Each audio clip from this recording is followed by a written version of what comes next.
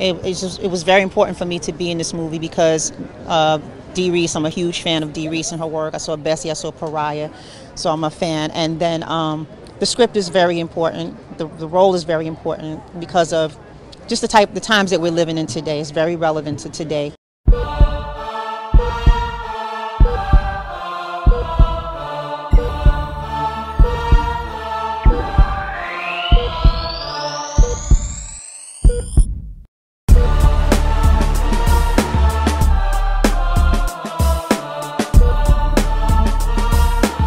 Do you remember the first time you experienced discrimination? As a child, it probably wasn't as in the forefront of my mind, but it was probably the first time I was encountered with the police. You know, getting pulled over as a teenage driver with the police, and you know, getting pulled out and put down to the ground and all this stuff for nothing. Definitely, I definitely have been discriminated against, and you know, I've gotten the black treatment. But it is what it is, though. You know, I think films like this and forms of nonviolent protest constantly make us empathize with each other. You know what I mean? Because a lot of people just don't understand, and films like this will help. I was going to a private school, and it was predominantly, you know, white students, and I was letting my hair grow because I wanted to get braids. They trying to touch your hair? Oh, I've never had. No, I've only had that one time. That experience one time. You're very lucky. Yeah, and she was like, "Oh, Frankie, it's not nappy," and I'm like, "That's because I take care of my hair." But I had a little afro and I was growing out, and I told my black teacher, I'm like, I plan on, you know, getting braids, and she was like, "Oh no, you can't have that at this school."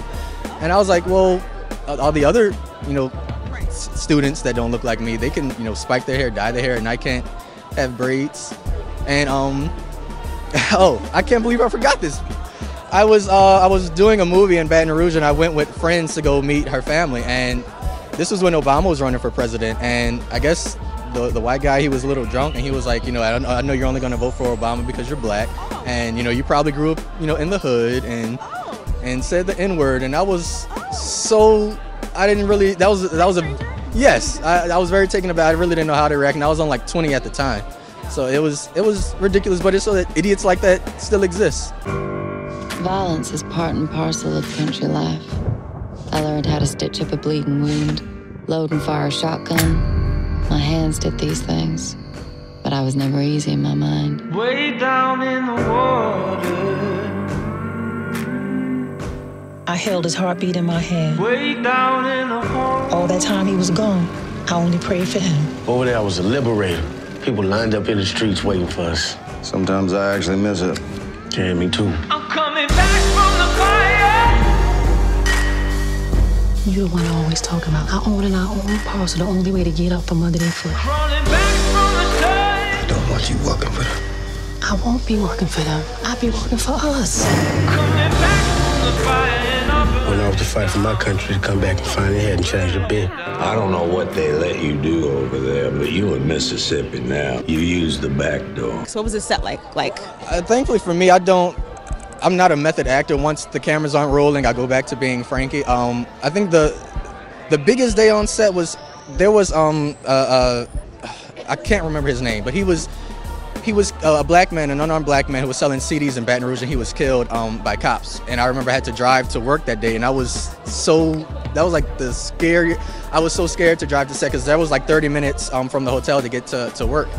And you know, we got to set, and everybody was, the air was very heavy.